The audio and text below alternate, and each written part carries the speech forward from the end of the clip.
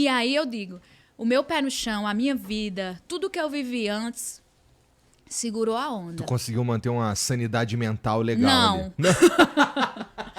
Cara, Imagino que não. entre trancos e barrancos. Porque quando eu saio, não é aqueles felizes para sempre ali, não acaba ali, né? É vida, não é filme.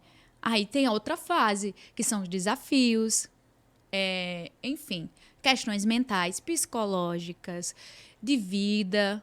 Mas também tem muita felicidade nesse caminho. E eu saí equilibrando, olhando o que eu ganhei e abrindo mão do que perdi mesmo, assim. Tá bom, foi. Entendi. E aí tu tinha o cuidado, tu prestava atenção em saúde mental antes disso tudo? Muito. Eu vivi muitos traumas na minha vida, então eu já precisei de ajuda para administrar tudo isso desde cedo. Eu perdi uma irmã muito nova, tem todo esse rolê. Então, desde que eu vivi o luto da minha irmã, eu já fazia acompanhamento psicológico desde então, lia muito, entendia muito quem eu era e sabia lidar com as minhas cicatrizes para não se perder mesmo, assim. Então, quando eu entrei no Big Brother, eu já tinha estudado muito sobre autoconhecimento, me entendido muito, entendido que eu não venho do mesmo lugar dos outros, então eu tenho outros traumas, outras coisas, preciso lidar de forma diferente. Enfim. Entendi. Minha vida já tinha me preparado direitinho, sabe? Pra se inscrever no Big Brother foi a primeira vez que tu se inscreveu? 3 ou 4 vezes, em anos alternados. Eles não me queriam, eles não me achavam interessante. Eu acho que O que será que convenceu nessa última vez? Eu peguei um fight com o Boninho um dia.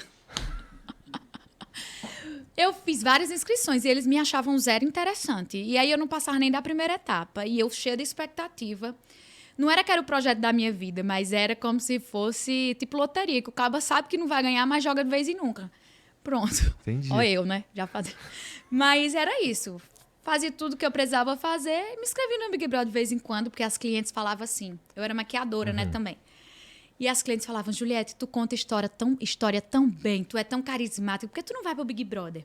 Sempre me falavam isso. E eu ficava com aquilo, meu irmão, e se eu fosse ganhar uma grana? Já ajudava aqui o rolê, né? Ok. Me inscrevi uma vez, nada, 2 vezes, nada, 3. Aí me enfezei, também falei, não quero mais. Passou mais 2 anos. Aí, de última hora, o meu irmão falou, Juliette, se inscreve esse ano. Aí eu falei, oxe, eles não me querem não, pô, já fiz entrevista. Teve um dia que eu fui pra Salvador com minha mãe. Primeira vez que minha mãe andou de avião, eu paguei não sei quantas vezes a passagem dela pra ir fazer uma entrevista e eles não me botaram. Aí eu vou ficar sonhando com isso, não, tal. Aí eu peguei, ele falou assim, eu falei, tem que fazer vídeo, eu não tenho tempo de fazer vídeo, não, eu tô estudando pra concurso. Ele falou, manda o vídeo antigo, eles não vão nem saber que é o antigo, já que eles não te queriam mesmo. Falei, tá bom, mandei o mesmo vídeo antigo. Tipo, em 2021, eu mandei o vídeo de 2019, sei lá. Me chamaram, eu fui passando, fui me entusiasmando, até a hora que eles pediram exame de vista. Eu falei, opa, exame de vista, então eu vou entrar. Aí já fiquei ali e, enfim, deu certo. Animal. E aí, na entrevista, teve uma hora que tem a cadeira elétrica. E aí o Boninho tava, a primeira vez que a gente via aquela entidade. Uau, né? Uau, o Boninho chegou, agora vou entrar mesmo e tal. Botou na cadeira, um U assim, todos os diretores, produtores assim, você fica lá, bem acuado. E eles começam a questionar coisas que ficaram em dúvida, eles botam você contra a parede pra testar você e tal, né? Pergunta, e aí? E você é assim, não é? E tal.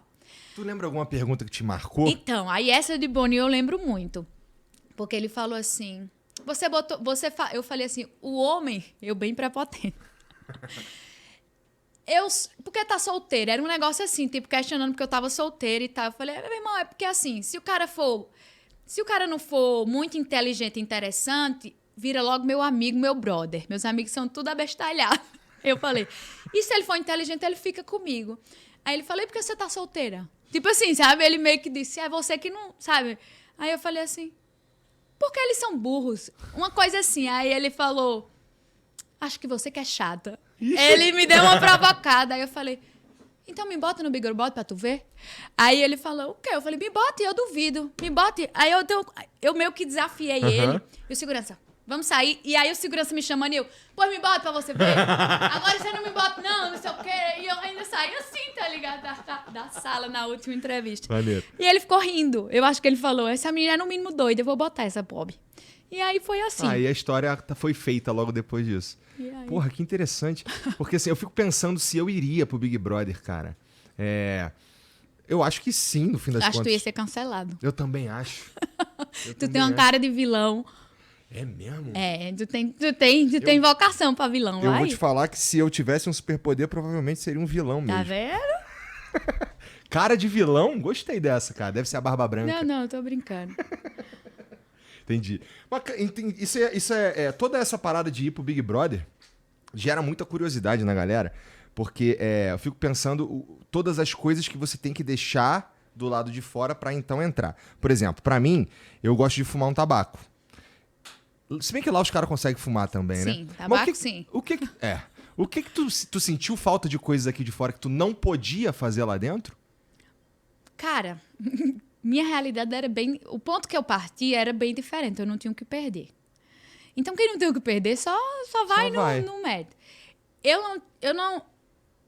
Por exemplo, tinha acabado de quebrar, eu era advogada, mas eu ganhava nem um salário mínimo. Eu redigia os textos para os advogados protocolarem e advogarem, eu ajudava nisso. Eu não era advogada de ação, de presença, eu era uma advogada intelectual, mais, digamos assim. E eu trabalhava no salão. Depois o meu salão quebrou na pandemia. Meu salão não, eu alugava uma cadeira nesse espaço com outras meninas, a gente dividia o aluguel. Não era uma empresária. E quando quebrou, bicho, passou um ano, que foi a primeira onda da pandemia, a gente já estava na segunda e 21.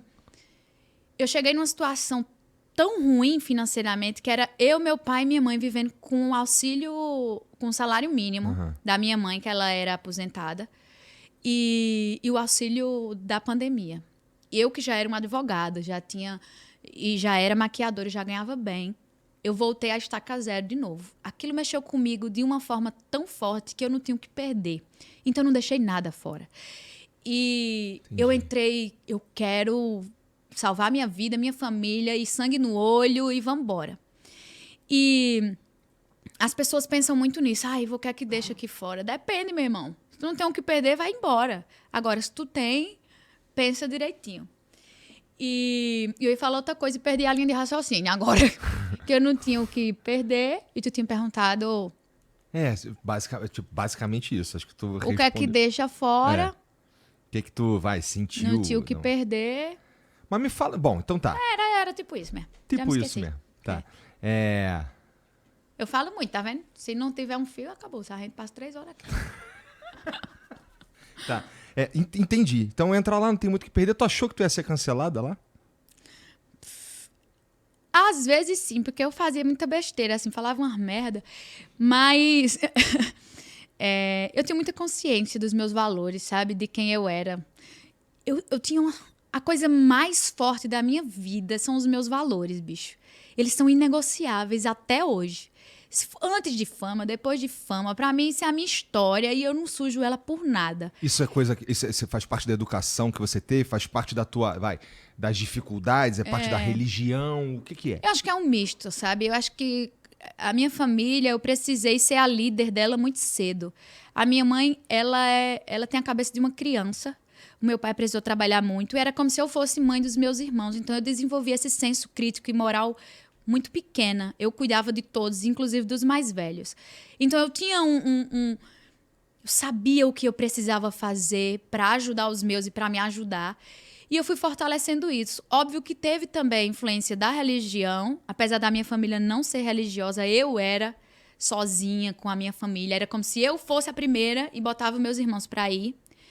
Acho que a educação também. Eu me inspirei muito em professores. Como minha mãe era semi-analfabeta, meu pai também não tinha, eu sempre tinha um professor como inspiração. Era sempre um professor, eu queria ser igual àquele professor. O melhor professor da escola, eu pedia para ir para casa dele no final de semana, lavar nem que se fosse a louça, para eu estar presente, para entender como funcionava. Enfim. Interessante. Então, eu fui montando essa minha base de lugares diversos, mas acho que a experiência da minha vida moldou muito isso. Então, eu tinha muita certeza de quem eu era. Eu sabia que eu não ia me perder. Eu falo isso o tempo inteiro no programa. Eu vou sair daqui de cabeça erguida. E assim foi. E eu quero que seja o resto da minha vida. Tu falou que os professores tentava ter como referência mais perto e tudo mais. Mas tu chegou a estudar letras, né? E descobriu que não queria ser professora. É porque a menina dá trabalho demais, homem. Tu é doido. Porque foi assim, eu queria fazer letras porque eu amo literatura, né? Eu era apaixonada, eu sou ainda, Guimarães Rosa, Shakespeare, eu era, sabe, Ariano Suassuna, enfim. Eu amava isso e eu achava que eu ia entrar lá para estudar literatura. Quando eu descobri que eu ia entrar lá para ter que dar aula, quando eu fiz o primeiro estágio que os meninos tiraram meu juízo, eu falei, tu é doido, eu vou ficar estudando aqui mesmo, não tem pra que eu... Não dá para ser profissão, na minha cabeça, com todo respeito. Mas aí eu disse, já baixa a minha família, que eu tenho que dar aula todo dia, não vai dar. E aí o direito era uma coisa que estava muito forte em mim, eu sempre fui muito lutar por justiça, eu via muitas coisas desiguais na minha vida, na minha família, no meu bairro, eu venho de comunidade, enfim. Então, eu tinha isso, e os meus irmãos brincavam comigo, tá bom, advogada, você é a advogada, a delegada, e eu na minha cabeça, eu sou mesmo, Calma, vou chegar lá, você é advogado. E aí fui pro direito, que eu também amo de paixão, assim. Até hoje eu advogo, pago minha OAB. É mesmo? Reviso todos os meus contratos, faço reuniões com o meu grupo jurídico. Eu tenho um jurídico daqui, tipo, que entende dessas coisas, desse universo, né? De autoral, de tudo isso, de mídia, de contratos. E eu tenho a minha amiga de faculdade que morou a minha vida inteira, a minha faculdade inteira comigo, que eu confio 100%. Eu e eles dois, a gente tem um grupo jurídico que a gente discute tudo da minha carreira. Eu ajudo muitas pessoas nesse rolê. Que maneiro. É. Parece, ainda bem que serviu no fim das contas, Muito. né?